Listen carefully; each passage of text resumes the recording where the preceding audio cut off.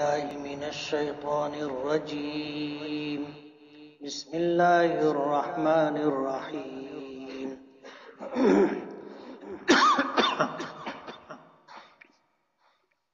وكم من ملك في السماوات لا تغني شفاعتهم شيئا إلا من بعد أن يأذن الله لمن يشاء ويرضى. إن الذين لا يؤمنون بالآخرة ليسمون الملائكة تسمية الأنثى وما لهم به من علم إن يتبعون إلا الظن وإن الظن لا يغني من الحق شيئا فأعرض عمن تولى عن ذكرنا ولم يرد إلا الحياة الدنيا ذلك مبلغهم من العلم إن ربك هو أعلم بمن ضل عن سبيله وهو أعلم بمن اهتدى.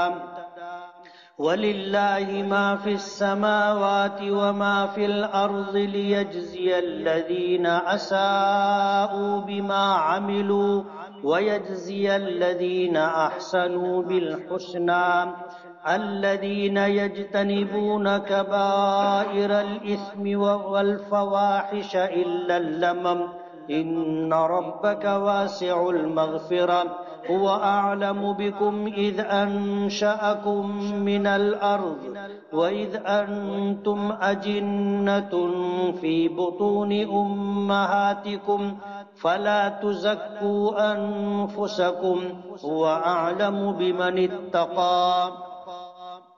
صدق اللہ العظیم. سبحانک لا علم لنا الا ما علمتنا انک انت العلیم الحکیم. رب اشرح لی صدری ویسر لی امری واحلل عقدۃ من لسانی یفقہوا قولی. پناہ مانگتا ہوں میں اللہ تعالیٰ کی شیطان مردود سے. شروع کرتا ہوں میں اللہ کے نام سے جو بڑا مہربان بڑی رحمتوں والا ہے. اور بہت سے فرشتے ہیں آسمانوں میں کہ کام نہیں آئے گی ان کی سفارش کچھ بھی مگر یہ کہ اللہ تعالیٰ حکم دے اس کے بعد اس کے لیے جس کے لیے چاہے اور جس کو پسند کرے. بے شک جو لوگ آخرت پر ایمان نہیں رکھتے ہیں وہ فرشتوں کا نام زنانہ نام رکھتے ہیں حالانکہ ان کو کچھ بھی خبر نہیں ہے. وہ سوائے اٹکل اور گمان کے کچھ بھی نہیں کرتے اور بے شک اٹکل اور گمان حق کے مقابلے میں کبھی بھی کام نہیں آتا. بس آپ ان سے اعراض کر لیجئے جو اللہ سے اللہ کی یاد اور ہدایت سے منہ موڑ لے اور جس کی چاہت صرف دنیاوی زندگی ہے اور یہی ان کے علم کی انتہا ہے. بے شک تیرا پروردگار خوب جانتا ہے ان لوگوں کو جو اس کے راہ سے بھٹک گئے اور خوب جانتا ہے ان لوگوں کو جو ہدایت یافتہ ہے. اور اللہ ہی کے لیے ہے جو کچھ آسمانوں میں ہے اور جو کچھ زمین میں ہے تاکہ اللہ بدلہ دے ان لوگوں کو جنہوں نے برے اعمال کیے اور اچھا بدلہ دے ان لوگوں کو جنہوں نے بھلائی کا کام کیا. بے شک وہ لوگ جو کبیرہ اور بڑے بڑے گناہوں سے اور بے حیائیوں سے بچتے ہیں سوائے چھوٹے گناہوں کے. بے شک تیرا پروردگار بڑی بخشش کرنے والا ہے. وہ تمہیں خوب جانتا ہے کہ جب اس نے تمہیں مٹی سے پیدا کیا اور جب تم ماں کے پیٹوں میں بچوں کی شکل میں تھے پس تم اپنی تعریف نہ کیا کرو اپنی پاکیزگی اور تقوی نہ بیان کیا کرو. وہ خوب جانتا ہے کہ کون متقی اور پرہیزگار ہے. یہ سورہ نجم کا دوسرا رکوع ہے. پیچھے سے جو مضمون چلا آ رہا تھا اسی مضمون کی تکمیل اور تتمہ ہے. اللہ تعالیٰ اسی بات کو آگے بڑھاتے ہوئے کہتے ہیں کہ یہ مشرکین مخاطب مشرکین مکہ ہے. ان کا معاملہ شرک اور بت پرستی کا تھا. بتوں کی پوجا کیا کرتے تھے، جن سے نفع پہنچنے کی امید کرتے تھے ان کو بھی اپنا معبود بنا لیتے تھے، اور جس کے شر سے بچنا چاہتے تھے، ان کو اندیشہ ہوتا تھا کہ اس سے نقصان ہوگا، تو اس کو بھی اپنا معبود بنا لیتے تھے۔ فرشتوں کے متعلق بھی ان کا یہ عقیدہ تھا، یہ گمان تھا کہ یہ اللہ کی بارگاہ میں سفارش کریں گے اور ان کی سفارش کام آئے گی۔ اور اسی طرح بہت سارے بتوں اور مورتیوں کے متعلق بھی ان کا یہ عقیدہ تھا کہ یہ جن کی ہم پوجا کرتے ہیں اللہ کی بارگاہ میں ہماری سفارش کریں گے اور ہمیں نجات دلا دیں گے۔ اللہ پاک اس کی تردید کرتے ہوئے کہتے ہیں کہ کتنے فرشتے ہیں، اللہ ہی بہتر جانتا ہے، کتنے فرشتے ہیں جو آسمانوں میں ہیں، لیکن ان کی شفاعت یا سفارش تم کو کچھ بھی کام نہیں آئے گی۔ حتیٰ کہ کوئی نبی، کوئی رسول، کوئی فرشتہ، کوئی شخص اپنی مرضی سے کسی کی سفارش نہیں کر سکے گا۔ اپنی مرضی سے کوئی کسی کی سفارش نہیں کر سکے گا۔ اللہ تعالیٰ جس کو معاف کرنا چاہے گا اس کی سفارش کروائے گا، جس کو بخشنا چاہے گا اس کی سفارش کروائے گا۔ ایک سے زائد مقامات پر یہ بات گزر چکی ہے، یہاں پر بھی وہی بات ہے۔ آیت الکرسی میں ہے من ذا الذی یشفع عندہ الا باذنہ، کون ہے جو اللہ کے پاس کسی کی سفارش کر سکے سوائے اللہ کی اجازت کے؟ اللہ جس کے لیے چاہے گا اس کے لیے سفارش کی اجازت دے گا، اور پھر وہ سفارش کریں گے اور اللہ پاک ان کی سفارش قبول کر کے ان کے لیے بخشش کا فیصلہ کرے گا۔ اب ظاہر بات ہے کہ تم فرشتوں کے متعلق اگر یہ گمان رکھتے ہو کہ وہ اللہ کے یہاں مقرب ہیں، اللہ کی نافرمانی نہیں کرتے، وہ جس کی چاہیں گے اس کی سفارش کر دیں گے، تو ایسا نہیں ہے۔ لا تغنی شفاعتہم شیئا، ان فرشتوں کی شفاعت تمہیں کچھ بھی کام نہیں آئے گی۔ کام کب آئے گی؟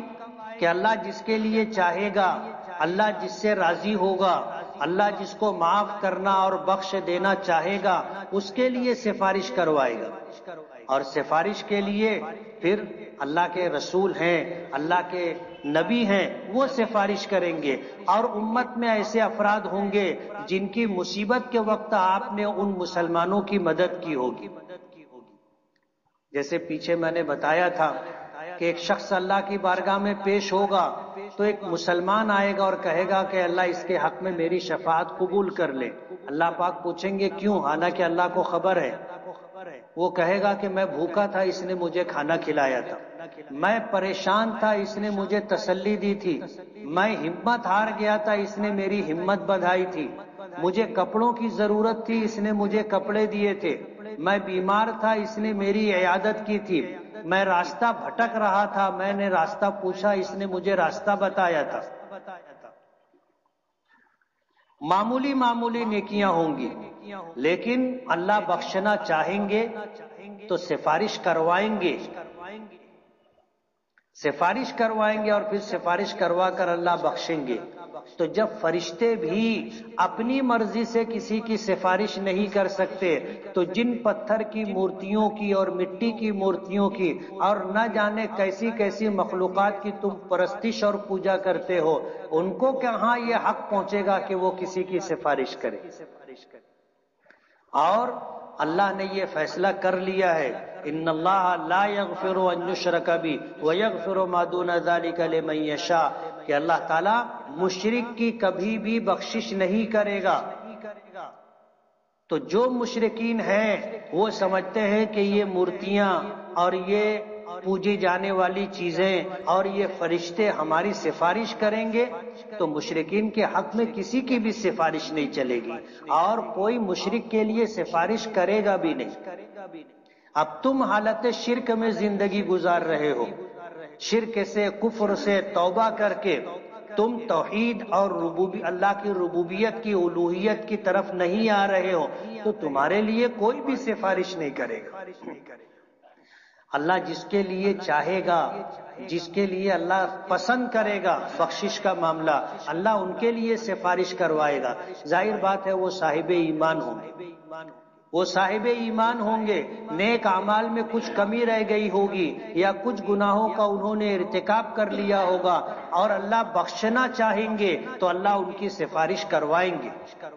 نبی کریم صلی اللہ علیہ وسلم سفارش کریں گے، انبیاء کرام علیہم الصلاۃ والسلام سفارش کریں گے، اور پھر اس امت کے بے شمار افراد کو اللہ حق دیں گے کہ ان کی سفارش کرو، اور اللہ سفارش قبول کریں گے۔ یہ مشرکین فرشتوں کے متعلق یہ عقیدہ رکھتے تھے کہ یہ اللہ کی بیٹیاں ہیں۔ پچھلے رکوع میں یہ مضمون گزرا تھا کہ یہ اپنے لیے بیٹے پسند کرتے ہیں اور اللہ کے لیے بیٹیاں، یعنی تمام فرشتوں کو یہ اللہ کی بیٹی مانتے، ایسا ان کا عقیدہ ہے۔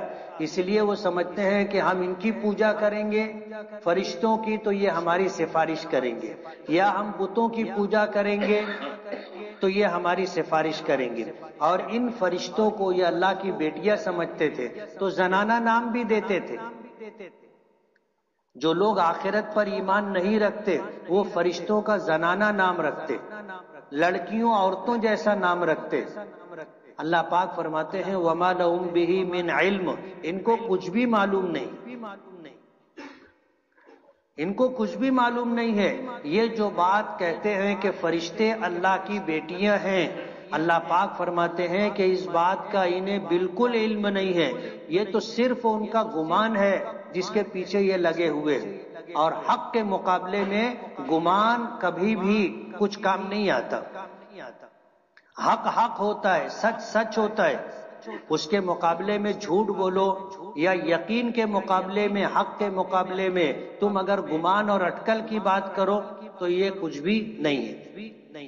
نبی کریم صلی اللہ علیہ وسلم کو اللہ پاک نے حکم دیا فَعَارِضْ عَمَّنْ تَوَلَّى، فرمایا کہ آپ ان سے اعراض کر لو، ان سے پہلو تہی کر لو، اب ان کے پیچھے پریشان مت ہو۔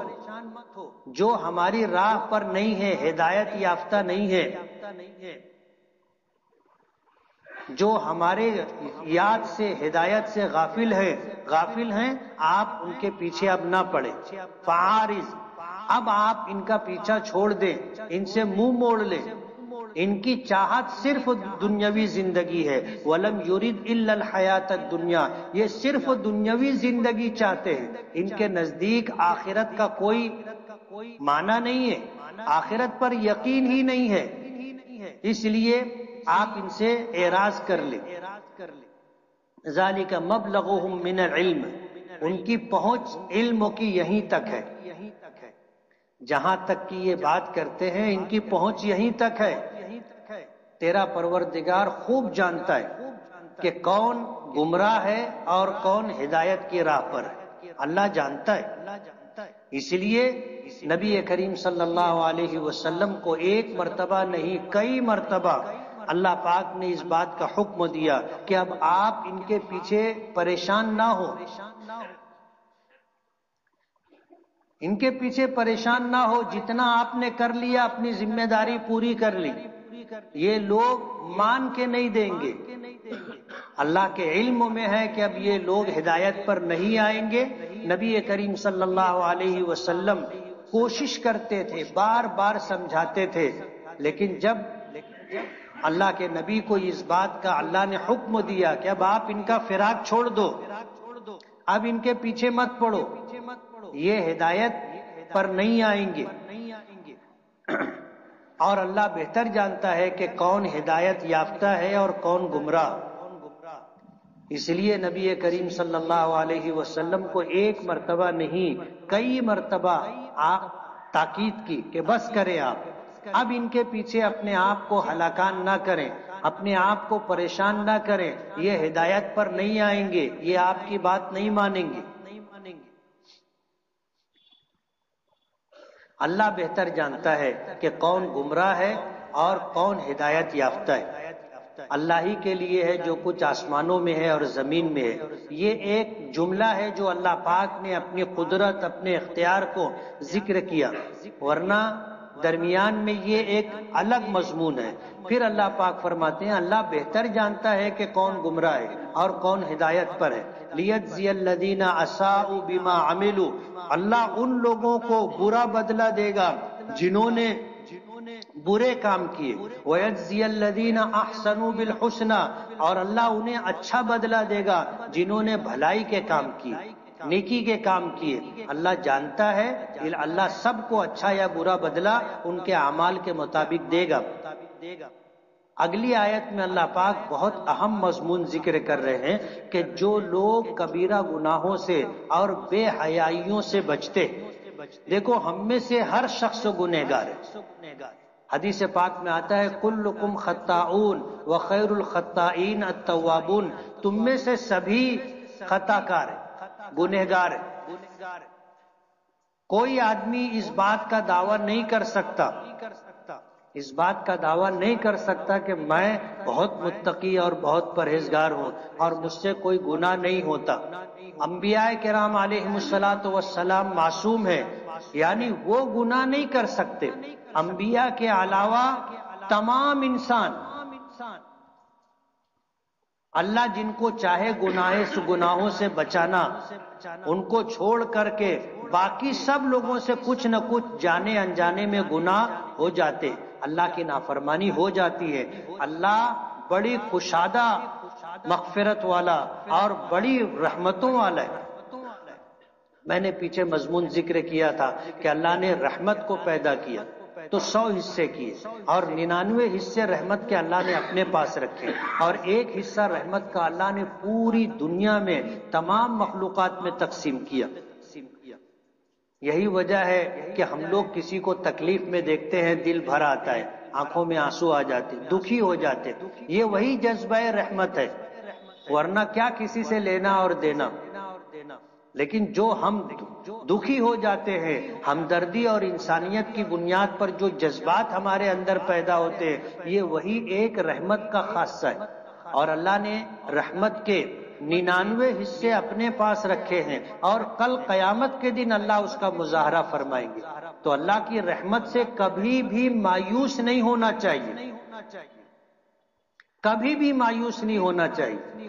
بڑے سے بڑا گناہ اگر ہو گیا، آدمی سچے دل سے توبہ کر لے، اللہ معاف کر دے گا۔ شیطان نے اللہ سے جب حضرت آدم کو سجدہ کرنے سے انکار کیا، اللہ کی نافرمانی کی، تو اللہ نے اسے راندہ درگاہ کر دیا، قیامت تک کے لیے ملعون قرار دے دیا۔ تو اس نے اللہ سے مانگا تھا کہ آپ مجھے قیامت تک کی زندگی دے، میں تیرے نیک بندوں کو صراط مستقیم پر رہنے نہیں دوں گا، سب کو گمراہ کروں گا۔ تو اللہ پاک نے فرمایا کہ تجھے پورا موقع دیا گیا اور قیامت تک کی زندگی دی گئی، لیکن جو میرے نیک بندے ہوں گے وہ تیرے بہکاوے میں نہیں آئیں گے، اور اگر تیری کوششوں سے ان سے گناہ ہو گئے، وہ رائے راستے سے بھٹک گئے، وہ مجھ سے توبہ کریں گے، میں معاف کر دوں گا۔ حدیث پاک میں آتا ہے کہ جب آدمی حج کے لیے جاتا ہے اور میدان عرفات میں اپنی بخشش کی دعا کرتا ہے تو اللہ اس کی بخشش کر دیتا ہے، اور یہ فرمایا کہ جو آدمی میدان عرفات میں آ کر کے بخشش کی دعا، مغفرت کی دعا مانگنے کے بعد بھی یہ سمجھے کہ اللہ نے مجھے معاف نہیں کیا تو وہ محروم ہے، اس بات کا یقین رکھے کہ اللہ نے مجھے معاف کر دیا ہے۔ اور شیطان کے لیے سب سے زیادہ تکلیف دہ دن جو ہوتا ہے وہ عرفہ کا دن ہوتا ہے، کہ ساری زندگی اس نے کوشش کی گناہ کروائے، اب آدمی میدان عرفات میں آ کر کے اللہ سے گناہوں کی معافی چاہتا ہے، توبہ کرتا ہے، اللہ سب معاف کر دیتا۔ تو شیطان کے تمام تر کاموں پر، کوششوں پر پانی پھر جاتا ہے کہ میں نے ساری زندگی محنت کر کے کوشش کر سے اس سے گناہ کروائے تھے، اور یہ معافی مانگ لیا، توبہ کر لیا، اللہ نے سب معاف کر دیا۔ یہی مضمون اس آیت میں اللہ پاک ذکر کر رہے ہیں کہ جو لوگ بڑے بڑے گناہوں سے اپنے آپ کو بچائیں، بے حیائیوں سے اپنے آپ کو بچائیں۔ بے حیائی آج تہذیب بن گئی ہے، ہر دیکھو گے آپ گھروں میں ٹی وی آ گئی، وی سی آر آ گئے، حدیث پاک میں آیا تھا کہ قرب قیامت میں ایسا ہوگا کہ ہر گھر میں ناچ گانا ہوگا. اس وقت جن اللہ کے نیک بندوں نے صحابہ کرام نے سنا تھا ان کو حیرت ہوتی تھی کہ گھر گھر میں ناچ کیسے ہوگا. آج زمانہ ترقی کر گیا، گھر گھر میں ناچ گانا ہو رہا ہے. ضروری نہیں ہے کہ ناچنے والیاں تمہارے گھر میں آ کے ناچے، وہ ناچ کہیں اور رہی ہے، گانا کہیں اور گایا جا رہا ہے، لیکن تمہارے گھر میں ٹی وی وی سی آر کے ذریعے سے وہ سب کچھ ہے. بے حیائی آج تہذیب بن گئی. مخلوط تعلیم بولو، مخلوط ادارے بولو، مخلوط مجلسیں بولو، جس میں عورتیں مرد سب مل جل کر کے. پردے کو تو عورتوں نے خیر بات کہہ دیا، اب پردہ کوئی بات نہیں رہی. گھر میں رہتی ہیں تو کیسے رہتی ہیں آپ کو پتا ہے، اور باہر نکل کے جانا ہو تو مجسم اشتہار بن جاتی ہے، خوب بن سنور کر کے سج دھج کر کے نکلتی ہے کہ نہیں دیکھنے والا بھی دیکھے.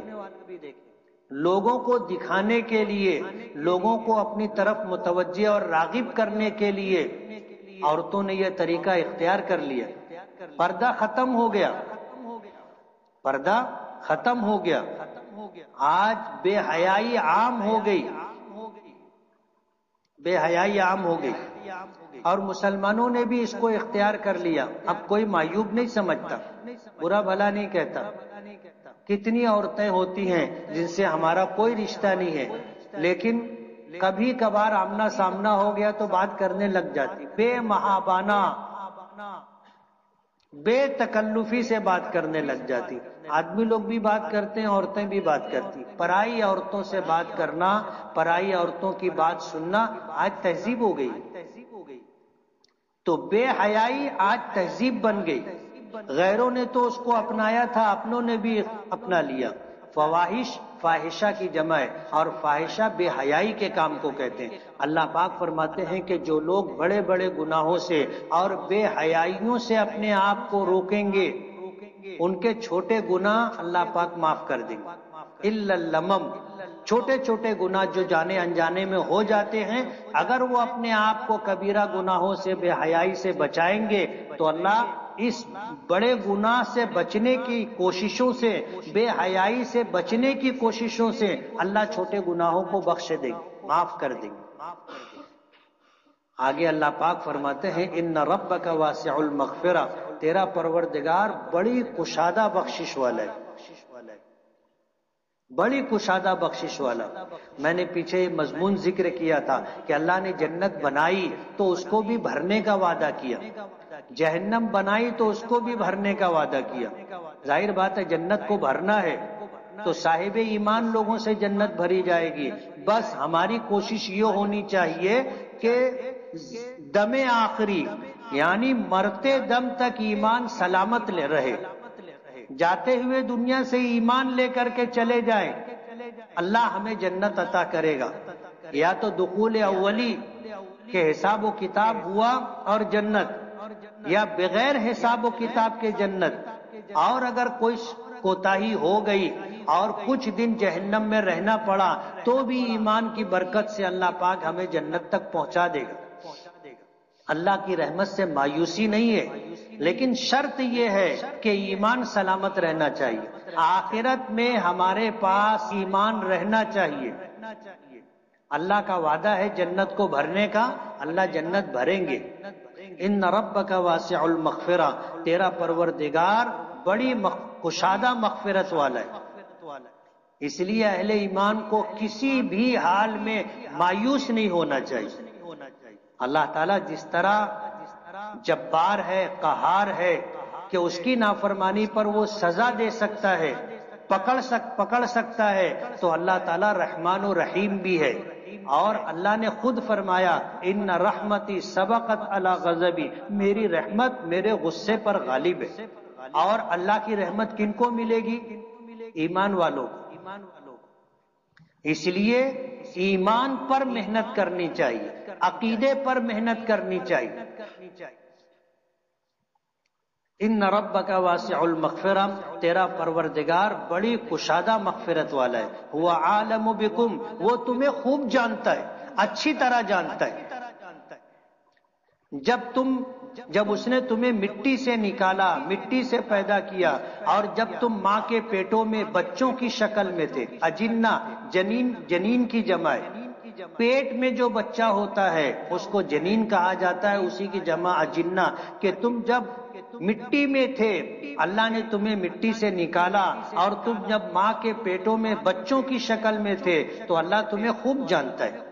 جب اللہ تمہیں خوب جانتا ہے فلا تزکوا انفسکم، اپنے منہ میاں مٹھو مت بنا کرو۔ بعض لوگ ایسے ہوتے ہر جگہ اپنی صفائی دیتے رہتے، ہر جگہ اپنی تعریف کرتے رہتے، اور ہر جگہ اپنی نیکیاں ظاہر کرتے رہتے، ریاکاری جس کو کہتے۔ بولے میں جب رات میں تہجد کے لیے اٹھا نا تو مجھ کو یہ بات معلوم پڑی۔ آدمی یہ بھی تو بول سکتا تھا کہ میں رات میں اٹھا پیشاب کرنے کے لیے تو مجھ کو معلومات۔ آدمی بہانے سے اپنی نیکیاں بتاتا رہتا ہے، اپنے منہ میاں مٹھو بنتا رہتا ہے۔ اللہ پاک نے منع کیا، تم میں سے کون کیسا ہے اللہ جانتا ہے۔ جب تم ماں کے پیٹوں میں تھے تو بھی اللہ جانتا تھا، ماں کے پیٹ سے اس دنیا میں آئے کیا کالا پیلا کرتے ہو اللہ کو سب معلوم ہے۔ اس لیے اپنی صفائی مت دیا کرو، اور اپنی تعریف کر کے اپنے نیک اعمال کو گنوا کر کے ریاکاری مت کیا کرو۔ هو اعلم بکم، وہ تمہیں خوب جانتا ہے، رات کے اندھیرے میں اور تنہائی میں تم نے کیا کیا ہے، کیا کرتے ہو، اللہ جانتا ہے۔ اس لیے اس دنیا میں رہتے ہوئے، صحت مند رہتے ہوئے، آدمی اپنے گناہوں پر نظر کرے، اپنی کوتاہیوں کو دیکھے، اللہ سے معافی طلب کرتا رہے۔ جو نیکی ہم سے ہوتی ہے یہ اللہ کا کرم ہے، اس کی توفیق ہے۔ اللہ اگر توفیق نہ دے تو آدمی مؤذن کی آواز سنتا ہے، اذان سنتا ہے، مسجد کے بازو میں گھر ہوتا ہے، مسجد میں آنے کی توفیق نہیں ہوتی۔ اگر ہم سے کوئی نیکی ہو جاتی ہے تو یہ اس کا فضل اور کرم ہے۔ اس لیے اگر کوئی نیک کام کرتے ہو تو اپنی تعریف مت کرو، فلا تزکوا انفسکم، تم اپنی تعریف مت کرو، اپنی ستھرائیاں بیان مت کرو۔ وہ عالم بمن اتقی، وہ خوب جانتا ہے کہ کون متقی اور پرہیزگار ہے۔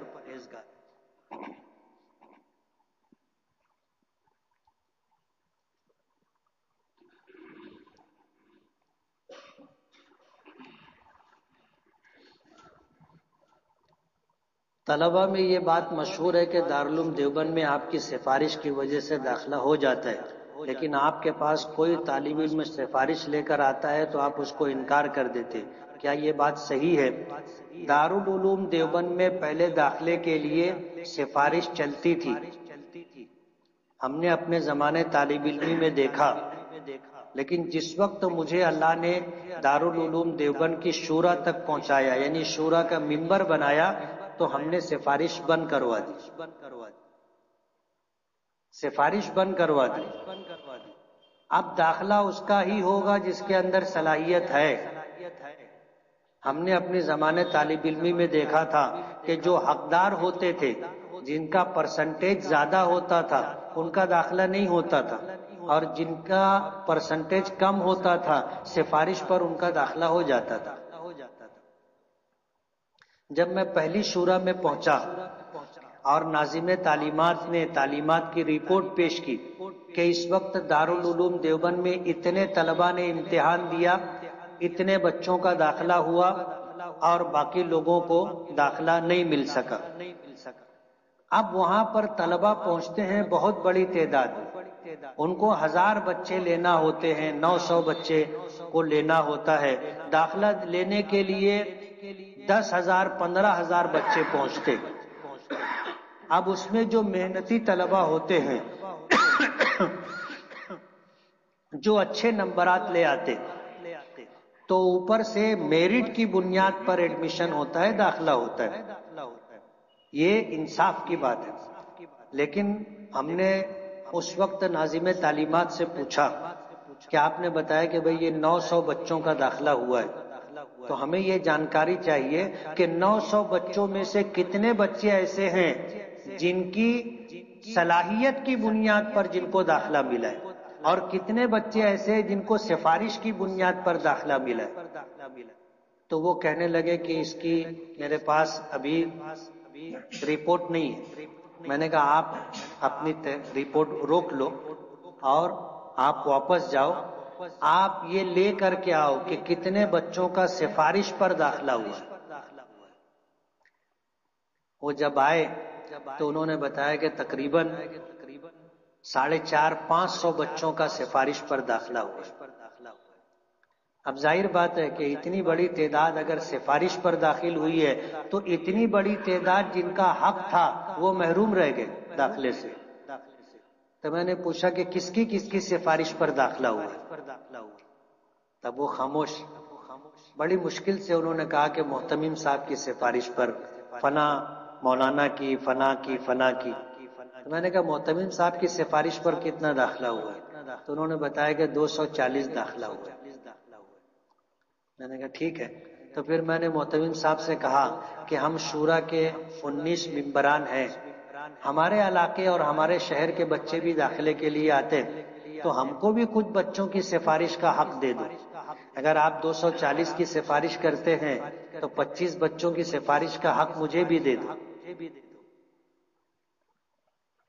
اب ظاہر بات ہے کہ 19 لوگوں کو اگر 25 لوگوں کی سفارش کا حق دیے تو کتنے بچوں کا داخلہ ہوگا؟ 450 بچوں کا۔ اب ظاہر بات ہے کہ سب سفارش والے ہی چلے جائیں گے، اور جو لوگ 5-7 سال محنت کیے، نمبرات لائے، وہ محروم رہ جائیں گے۔ تو اس مجلس میں یہ فیصلہ ہوا کہ آج سے سفارش بند۔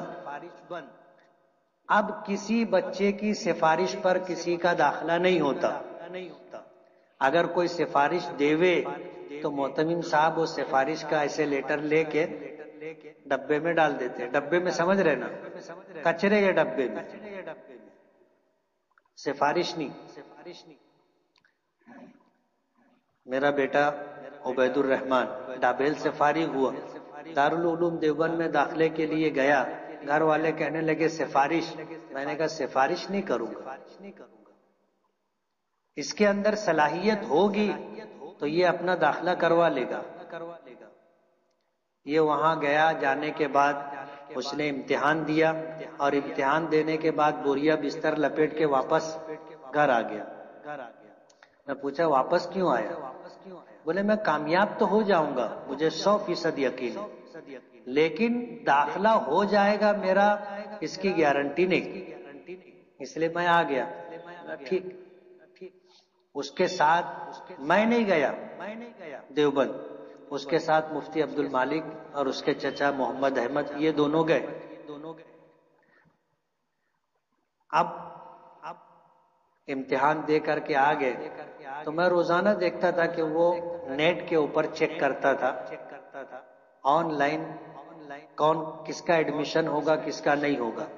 ہم لوگ ایک مرتبہ سفر میں ساتھ میں تھے، تو ہوٹل میں ہم لوگ روم میں ٹھہرے ہوئے تھے، اور بازو والی پلنگ پر وہ تھا، وہ چیک کر رہا تھا۔ تو اس سے 2 دن پہلے ہی میں دارالعلوم دیوبند فون کر کے جو آدمی ذمہ دار اور مسئول ہے اس سے پوچھ لیا تھا کہ عبید الرحمان محمد اسماعیل نامی بچے کا داخلہ ہوگا یا نہیں۔ اس نے کہا کہ میں آپ کو 15 منٹ کے بعد رپورٹ دیتا ہوں۔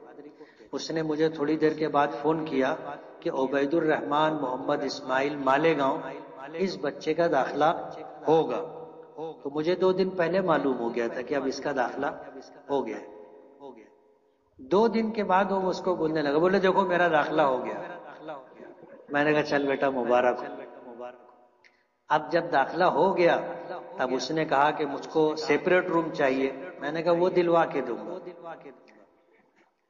پنکھا چاہیے، میں نے وہ لگوا کے دوں گا۔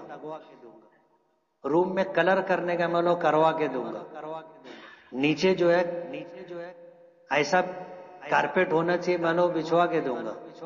تو داخلہ لے لیا نا، بس اتنا تیری ذمہ داری تھی، تو اپنی ذمہ داری پوری کر لیا۔ اب جو میں کروا سکتا ہوں، جس کے لیے سفارش کی ضرورت نہیں ہے، وہ میں کروا دوں گا۔ تو یہ جو بات ہے یہ غلط بات ہے۔ دارالعلوم دیوبند میں کسی کا بھی اب سفارش پر داخلہ نہیں ہوتا، اب صلاحیت کی بنیاد پر داخلہ ہوتا ہے۔ آپ کو اگر داخلہ لینا ہے محنت کرو، محنت کرو اور محنت کرو، اپنے آپ کو منواؤ، ہو جائے گا داخلہ، کسی کی سفارش کی ضرورت نہیں۔ کیا مرد انگوٹھی پہن سکتا ہے؟ پتھر میں جڑی ہوئی چاندی کی انگوٹھیاں مثلاً یاقوت ہے، پخراج جیسے قیمتی نمونوں میں بنی ہوئی چاندی کی انگوٹھیوں کا استعمال کرنا کیسا ہے، اور کیا یہ پہن کر نماز ہوگی یا نہیں؟ مرد کی ایک زینت ہے، مرد کی ایک زینت ہے، بولتے نا مرد کا ایک سنگھار اور عورت کا 16 سنگھار۔ مرد کی زینت کیا ہے معلوم ہے؟ وہ مرد ہو۔ آج یہ چیز ختم ہوتی جا رہی ہے، موبائل پر ہمارے بچے لگ کر کے جو گندی اور ننگی فلمیں دیکھتے ہیں اس سے ان کی ذہنیت خراب ہو جاتی ہے، بے راہ روی کی وجہ سے، غلط کاموں میں پڑ جانے کی وجہ سے ان کی مردانہ قوت ختم ہو جاتی ہے یا کمزور ہو جاتی، وہ عورت کے لائق نہیں رہتے۔ ہم لوگ پنچایت کرتے ہیں اور جو لوگ پنچایت کرتے ہیں آپ ان سے پوچھو، بہت ساری پنچایت میں طلاق تک نوبت اس لیے آتی ہے کہ آدمی نہیں رہتا۔ تو مرد کا سنگھار کیا ہے؟ مرد کا سنگھار یہ ہے کہ وہ مرد ہو، اس کو انگوٹھی کی ضرورت نہیں ہے، مہندی لگانے کی ضرورت نہیں ہے، پھول والا کپڑا پہننے کی ضرورت نہیں ہے، ریشمی کپڑا، ملائم کپڑا پہننے کی ضرورت نہیں ہے۔ مرد کا سنگھار مردانگی ہے، داڑھی رکھے۔ آپ دیکھو ہر نر کو اللہ پاک داڑھی دیتے، انسان ہو یا جانور، اللہ داڑھی دیتے۔ یہ مرد کی زینت ہے۔ عورتوں کی زینت چوٹیاں ہیں، عورتوں کی زینت زیورات ہے، عورتوں کی زینت 16 سنگھار ہے، مرد کی یہ زینت نہیں ہے۔ سوال یہ ہے کہ مرد انگوٹھی پہن سکتا ہے یا نہیں؟ پہن سکتا ہے، مگر اس کے لیے ضروری ہے کہ 3.5 گرام چاندی سے زیادہ انگوٹھی کی شکل میں وہ نہیں پہن سکتا۔ چاندی کی انگوٹھی پہن سکتا ہے، پتھر جڑا ہوا ہو وہ پہن سکتا ہے، لیکن چاندی کا وزن 3.5 گرام سے زیادہ نہیں ہونی چاہیے۔ وہ جو نکاح میں انگوٹھی ہوتی نا ہلکی پھلکی، اسی لیے ہلکی پھلکی ہوتی ہے کہ مرد اتنی ہی چاندی پہن سکتا ہے، سونا 1 گرام بھی نہیں پہن سکتا، سونا مردوں کے لیے حرام ہے۔ بعض لوگ پتھر لگی ہوئی انگوٹھیاں اس لیے پہنتے ہیں کہ وہ ایسا سمجھتے ہیں کہ یہ پتھر پہنیں گے تو پیٹ نہیں دکھے گا، یہ پتھر پہنیں گے تو سر نہیں دکھے گا، یہ پتھر پہنیں گے تو نصیبہ اور بخت جاگ جائے گا، آدمی خوش قسمت ہو جائے گا۔ اب پتھر میں کیا رکھا ہے؟ پتھر میں کیا رکھا ہے؟ اور اگر پتھر سے یہی عقیدہ تمہارا ہے تو پھر پتھر کی پوجا کرنے والے، مورتی کی پوجا کرنے والے لوگوں کا بھی یہی عقیدہ ہے کہ یہ پتھر کی ہم مورتی کی پوجا کریں گے تو یہ اولاد دے گا، یہ کشادہ رزق دے گا، یہ مال دے گا۔ اور تم بھی یہی سوچ رہے کہ انگوٹھی میں یہ پتھر رہے گا تو یہ ہوگا، وہ پتھر رہے گا تو وہ ہوگا۔ کوئی فیروزہ پہنتا ہے، کوئی یاقوت پہنتا ہے، کوئی عقیق پہنتا ہے، کوئی پخراج پہنتا ہے، کوئی موتی پہنتا ہے۔ پتھروں کی بھی ہزاروں قسمیں، اور ان کے بارے میں کتابوں میں لکھا ہے کہ یہ پتھر پہنیں گے تو یہ ہوگا، یہ پتھر پہنیں گے تو یہ ہوگا۔ اگر تمہارا نام یہ ہے تو تمہارے نام سے یہ پتھر مناسبت رکھتا ہے، تمہارے نام سے یہ پتھر مناسبت رکھتا ہے۔ میں بھی بہت پڑھا ہوں، ایک مفتی ہونے کے لیے یہ بھی ضروری ہے کہ ان ساری چیزوں کی جانکاری اور واقفیت چاہیے۔ نبی کریم صلی اللہ علیہ وسلم نے بھی یمنی عقیق کی انگوٹھی پہنی ہے، اور آپ جو انگوٹھی پہنتے تھے اس کو گھما کر کے پتھر اندر کی طرف رکھتے تھے۔ کدھر رکھتے تھے؟ اندر کی طرف۔ اگر کوئی آدمی یہ سمجھ رہا ہے یا یہ دعویٰ کرے کہ میں سنت پر عمل کر رہا ہوں، انگوٹھی پہننا اور یمنی عقیق کی انگوٹھی پہننا حضور کی سنت ہے، تو یہ بھی سنت ہے کہ عقیق اور پتھر کدھر ہونا چاہیے؟ اندر کی طرف۔ اور حضور نے جو انگوٹھی بنوائی تھی وہ ضرورت کے لیے بنوائی تھی، اور ضرورت یہ تھی کہ جب آپ کو شاہان عالم کے نام دعوتی خطوط روانہ کرنے تھے تو آپ نے خط لکھا تو لوگوں نے کہا کہ اب یہ جو شاہان عالم ہے، قیصر و کسریٰ کے لوگ بغیر مہر لگے ہوئے کوئی تحریر، کوئی خط قبول نہیں کرتے، تو حضور نے ایک انگوٹھی بنوائی تھی جس پر لکھا ہوا تھا محمد الرسول اللہ صلی اللہ علیہ وسلم۔ نیچے محمد تھا، اوپر رسول تھا، اس کے اوپر اللہ تھا، اور پھر آپ اس سے مہر لگاتے تھے۔ اسی لیے علماء نے کہا ہے کہ انگوٹھی پہننا سنت عمومی نہیں ہے کہ سب پہنو یا جو چاہے وہ پہنے، ایسا نہیں ہے۔ انہی لوگوں کے لیے سنت ہے جن کو ضرورت ہے مہر لگانے کی، جیسے مفتی ہو، قاضی ہو، ان کو ضرورت ہے، حاکم ہو اس کو ضرورت ہے۔ اب جو آدمی آج پہن رہا ہے اس کو ضرورت ہے؟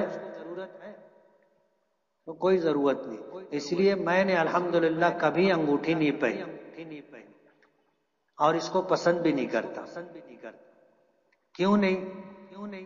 لوگ زینت کے طور پر پہنتے یا پھر عقیدے کی خرابی کی بنیاد پر پہنتے، اور زینت مردوں کی کیا ہے وہ میں تم کو بتایا۔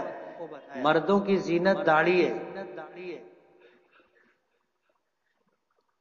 مہندی لگانا نہیں ہے، ہلدی لگانا نہیں ہے، انگوٹھی پہننا نہیں ہے۔ سمجھ میں آ رہی بات؟ اور انگوٹھی پہن کر اگر کوئی نماز پڑھے تو نماز ہو جائے گی۔ سگی بہنوں کو صدقے کی رقم دے سکتے ہیں یا نہیں؟ دے سکتے ہیں۔ میری ساس کو ڈراؤنا خواب دکھتا ہے، حالانکہ سونے سے پہلے آیت الکرسی، چاروں کل اور بہت سی دعائیں پڑھ کر سوتی ہیں، جگہ بدل کر بھی سوتی ہیں تو خواب دکھتا ہے۔ بستر پاک رہنا چاہیے۔ ڈراؤنے خواب سے بچنے کے لیے ضروری ہے کہ بستر پاک ہونا چاہیے۔ شیاطین وہاں ہوتے ہیں جہاں ناپاکی ہوتی ہے۔ ناپاک بستر پر سو گئے تو پھر شیطان صاحب تشریف لائیں گے، اور ڈراؤنے خواب شیاطین و جنات کی وجہ سے ہوتے، اس لیے بستر پاک ہونا چاہیے، انشاءاللہ محفوظ رہیں گے۔ یہ میراث کا مسئلہ ہے، لمبا مسئلہ، آدھا گھنٹہ لگے گا۔ فوٹو ویڈیو منع ہے، پھر بھی لوگ دینی پروگرام ہو یا دنیاوی پروگرام ہو، نیوز ہو، ہر جگہ بات عام ہو گئی ہے، یہاں تک کہ عالم لوگ، عوام بھی اس میں شامل ہیں۔ ضرورتاً آدمی تصویر نکال سکتا ہے، اور ضرورت نہ ہو تو تصویر نکالنا ناجائز ہے۔ ضرورت کا مطلب یہ ہے کہ آدھار کارڈ بنانا ہے، پاسپورٹ بنانا ہے، تو ایسے جہاں فوٹو کی واقعی ضرورت ہے وہاں گنجائش ہے، ورنہ نہیں۔ گالی دینا کہاں کہاں جائز ہے، گالی دینا جائز نہیں۔ قرآن کریم کو روایت میں ایسا شخص پڑھے جسے روایت معلوم نہ ہو تو وہ قرآن کیسے پڑھ سکتا ہے؟ جس چیز کا علم نہ ہو اس میں آدمی کو نہیں پڑھنا چاہیے۔ اگر روایت میں قرآن کریم پڑھنے کا شوق ہے تو آپ کے سبع عشرہ کی قرات پڑھ لو۔ نماز میں امام صاحب کے ساتھ شامل تھا، میری ایک رکعت چھوٹ گئی تھی، میں امام صاحب کے ساتھ سلام پھیر لیا تھا، میں نے السلام علیکم ورحمۃ اللہ یہی کیا تھا، کیا سجدہ سہو سے نماز ہو جائے گی؟ اگر کوئی شخص امام کے ساتھ سلام پھیرا ہے، یعنی امام کے سلام کے الفاظ کے ساتھ ساتھ چلا ہے، تو سجدہ سہو کی ضرورت نہیں ہے۔ اور اگر امام سلام پھیر چکا پھر یہ بعد میں سلام پھیر رہا ہے، تو جب امام السلام علیکم کہے تو نماز پوری ہو جاتی۔ اب اس کی ایک رکعت چھوٹی تھی تو اب اس کی نماز امام کی اقتدا سے باہر ہو گیا یہ۔ اب اس نے اگر سلام پھیرا تو اب اس کے اوپر سجدہ سہو واجب ہو جائے گا، اور سجدہ سہو نہیں کرے گا تو نماز نہیں ہوگی۔ وہ کون سے 8 لوگ تھے جنہیں فتح مکہ کے موقع پر اللہ کے رسول نے قتل کرنے کا حکم دیا تھا؟ سیرت کی کتاب دیکھو، فتح مکہ کے عنوان میں مل جائے گا، مجھے یاد نہیں۔ میرا دوست جو غیر مسلم ہے اس نے کہا کہ تیرے معبود اللہ کا وجود کیسے ہوا، کس دن ہوا؟ کوئی نہ کوئی دن ہوگا، اس دن اللہ تعالیٰ ظاہر ہوئے۔ تو میں نے جواب دیا تو اس کا نام بتا، تو اس کا نام بتا جس نے میرے معبود کو جنا، پھر میں تجھے جواب دوں گا۔ ایسی بحثوں سے اللہ پاک نے منع کیا۔ آدمی بحث و مباحثہ کرتا ہے اور بحث کرتے کرتے تقدیر پر آ جاتا، بحث کرتے کرتے اللہ کی ذات پر آ جاتا، پھر اللہ کو کس نے پیدا کیا؟ تو فرمایا کہ جب یہ موڑ آئے تو کہنا چاہیے لا الہ الا اللہ محمد الرسول اللہ، اور اس سے بحث ختم کر دینا چاہیے۔ میری بہو جہیز میں بہت سارا سامان لائی، کچھ سامان استعمال کے لیے نکالا گیا، بقیہ رکھا ہے جس کی قیمت 1 لاکھ سے زائد ہے، تو کیا اس پر زکوٰۃ واجب ہوگی؟ اگر وہ گھریلو استعمال کے لیے ہے اور آپ کے گھر میں بہو آپ کا سامان استعمال کر رہی ہے، آپ کا سامان استعمال کر رہی ہے، اور جو سامان ہے اگر آپ کے گھر میں سامان نہیں ہوتا تو وہ استعمال میں آتا تو اس پر زکوٰۃ نہیں۔ نماز جنازہ پڑھتے وقت یہ دیکھا گیا کہ بعض لوگ امام کے سلام پھیرتے ہی دونوں ہاتھ چھوڑ دیتے ہیں، کیا یہ عمل صحیح ہے؟ یہی عمل صحیح ہے، اگرچہ دوسرے کی بھی گنجائش ہے کہ دونوں سلام پھیر دیتے پھر بھی ہاتھ باندھے رہتے۔ امام سلام پھیرے، اپنے سلام پھیرتے ہی ہاتھ چھوڑ دینا چاہیے۔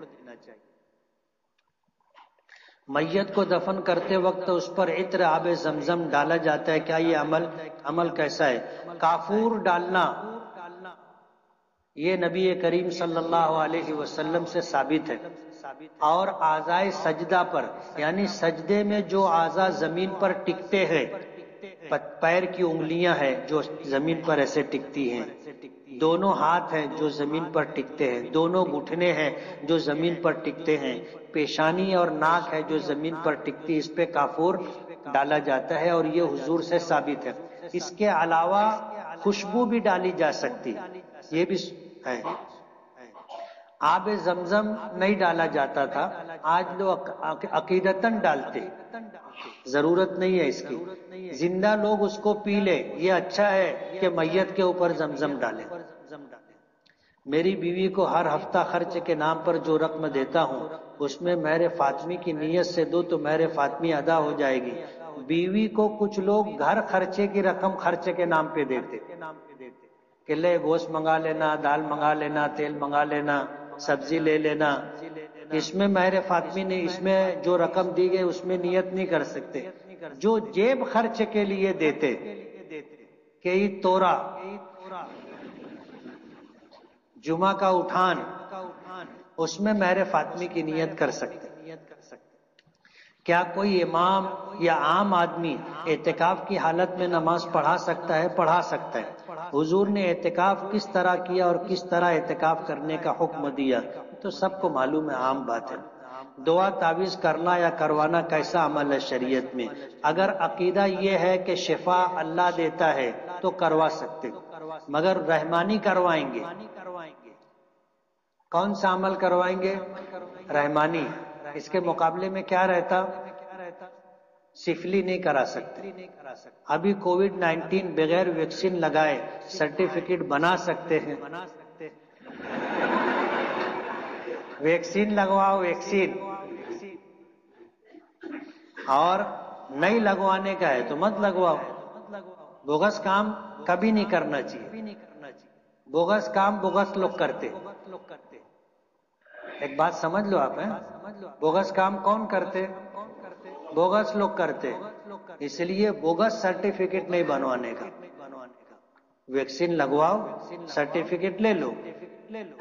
क्या निकाह में मसलक अलग अलग हो तो निकाह होगा या नहीं? हो जाएगा।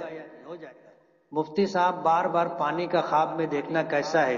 पानी अगर साफ सुथरा है तो दीन की अलामत है, अच्छा ख्वाब है। और अगर पानी गंदा है तो ये बददीनी की अलामत है। मैं जब नमाज पढ़ता हूं तो नमाज में मेरे अल्फाज दुरुस्त नहीं निकलते, मजबूरन मुझे आवाज से पढ़ना पड़ता है और मेरी नमाज को टाइम लग जाता है। तो मैं क्या करूं? टाइम लगा के नमाज पढ़ने का, इत्मीनान से। अकेले पढ़े तो भी, जमात से इमाम बने तो भी।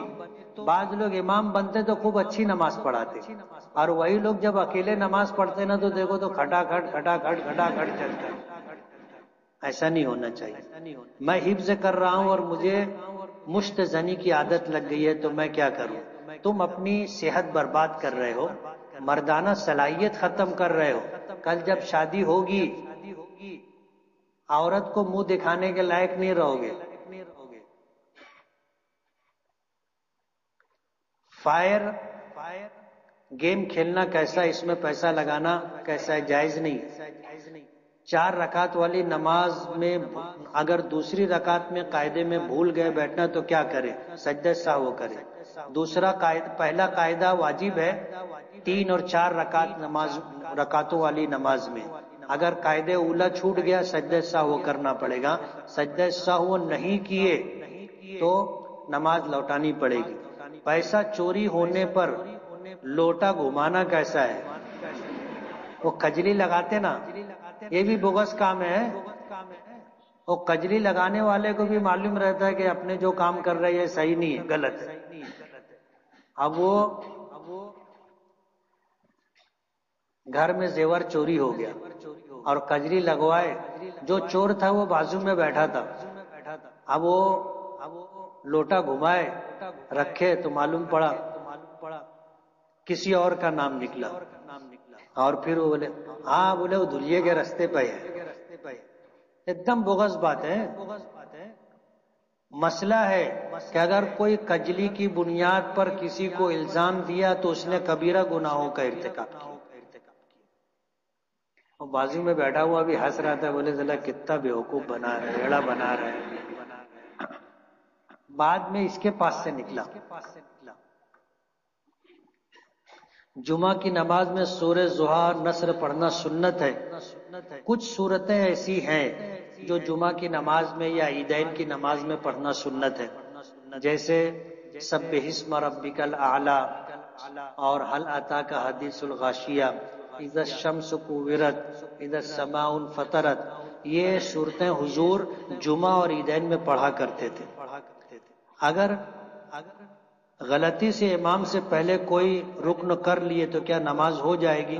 अगर कोई आदमी इमाम से पहले रुकू में चला गया, इमाम से पहले सजदा में चला गया, या इमाम से पहले रुकू से उठ गया, या इमाम से पहले सजदे से उठ गया, तो अगर इमाम उसके बाद उठा या इमाम उसके बाद रुकू सजदे में गया और दोनों का साथ हो गया कि ये पहले चला गया इमाम बाद में आया, लेकिन ये रुकू में था जब ये इमाम भी रुकू में था, जब ये सजदे में था तो इमाम भी सजदे में था, या इसके उल्टा हो गया तो नमाज हो जाएगी।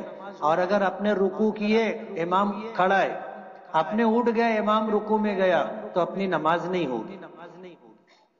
इसी तरह बाज इमाम रुकू से उठ करके फौरन सजदे में जाते। अब मुक्तदी थोड़ा सा मुत्तकी रहता, तस्बीह इत्मीनान से पढ़ता, इमाम उठ गया वो रुकू में रहता। अब वो जब उठता तो इमाम झुक चुका होता है तो इसकी नमाज नहीं होती। कोई भी अमल जो इमाम कर रहा है अगर उस अमल में अपने इमाम के साथ शरीक नहीं हो सके तो अपनी नमाज नहीं होगी। और अगर इमाम के पीछे कोई ऐसी गलती जिससे नमाज फासिद हो जाए, हो गई तो क्या नमाज हो जाएगी? नहीं होगी। इमाम के पीछे हम हैं और कोई ऐसा काम किए जिससे नमाज फासिद हो गई तो अपनी नमाज फासिद हो गई, नहीं होगी। آپ جو عطر استعمال کرتے اس کا نام کیا ہے؟ میں تو کئی طرح کا استعمال کرتا ہوں، زیادہ تر عود استعمال کرتا ہوں۔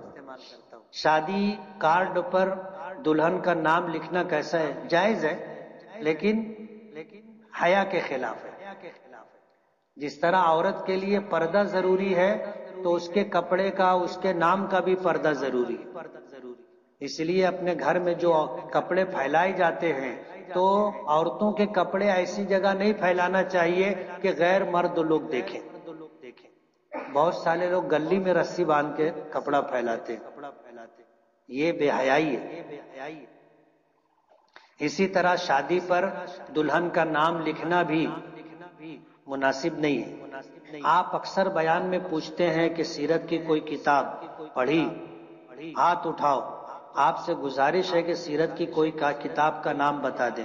سیرت کی سینکڑوں کتابیں، آپ سیرت مصطفیٰ پڑھ لیں، رحمت عالم پڑھ لیں، الرحیق المختوم پڑھ لیں، سیرت النبی پڑھ لیں، بہت ساری چھوٹی بڑی کتابیں، مگر پڑھو۔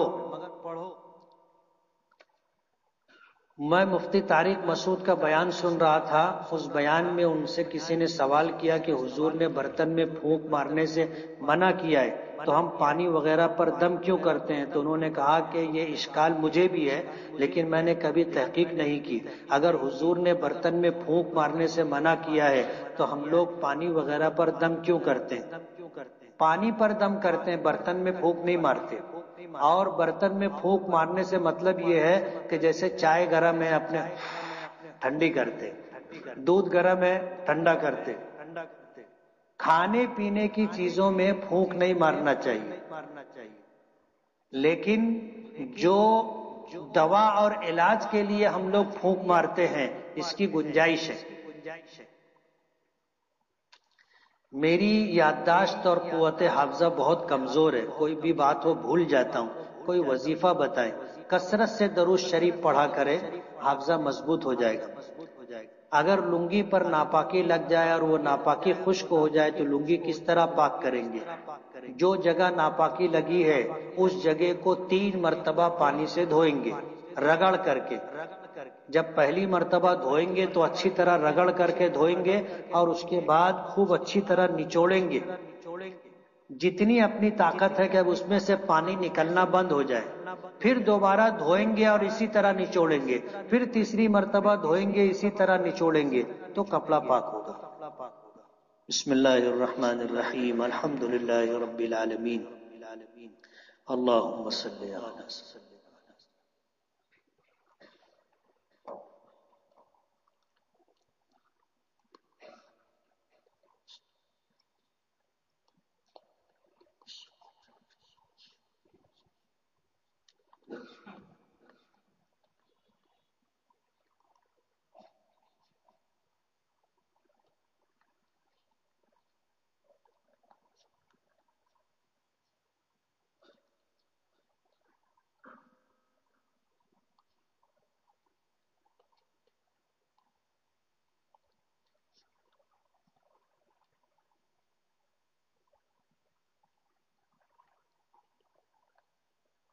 برحمتک یا ارحم